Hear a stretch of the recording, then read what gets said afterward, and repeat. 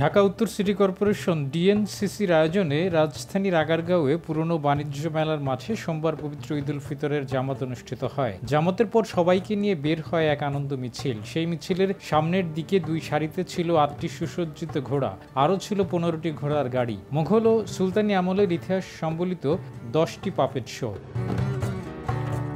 এসব পাপেটের মধ্যে একটি পাপেটে দেখা যায় এক ব্যক্তি গাধার পিঠে উল্টো দিকে বসে আছেন। তুরস্কের নাসিরুদ্দিন হোজ্জার ভাস্কর্যের আদলে এটি তৈরি করা হয়। তবে পাপেটটি নিয়ে সামাজিক যোগাযোগ মাধ্যমে অনেকেই সমালোচনায় মুখর হয়ে উঠেছেন।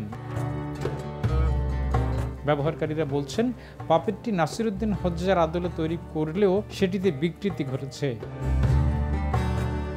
নাসিরুদ্দিন হোজ্জার বেশিরভাগ গল্পেই তার গাধার উপস্থিতি পাওয়া যায়। কিছু গল্পে হোজ্জার উপস্থিত বুদ্ধির প্রকাশ ঘটেছে।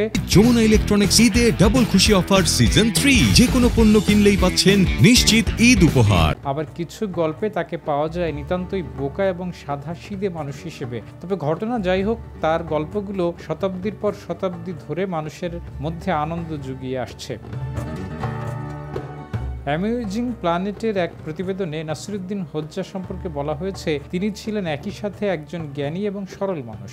নিজের বুদ্ধি, প্রজ্ঞা ও সাধারণ জ্ঞান দিয়ে যে কোনো নাজুক পরিস্থিতি খুব সহজেই সামাল দেওয়ায় তার সুনাম ছিল। তার উপস্থিত বুদ্ধি এবং বিজ্ঞতার খ্যাতি ছড়িয়ে গেছে দেশ দেশান্তরে।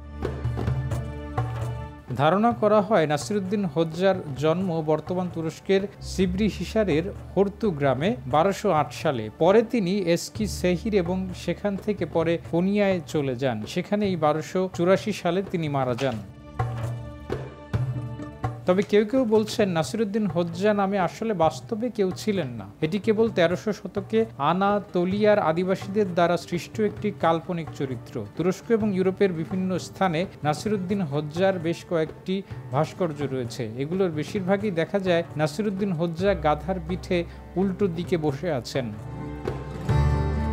সামাজিক যোগাযোগ মাধ্যমের কয়েকজন ব্যবহারকারী নাসিরুদ্দিন হোজ্জার ভাস্কর্যের ছবির সঙ্গে পাপেটটির ছবি পোস্ট করে তাতে লিখেছেন, নাসিরুদ্দিন হোজ্জার পাপেট বানাতে গিয়ে এটা কি বানিয়েছে কলা বিজ্ঞানীরা। এদের হাতে যে অনুষ্ঠানেরই দায়িত্ব দেওয়া হোক না কেন, সেটাকে বিতর্কিত করতে কোনো না কোনো উপাদান রাখবেই। ঈদ আনন্দ মিছিলে এগুলোর আদ্য প্রয়োজন আছে কি?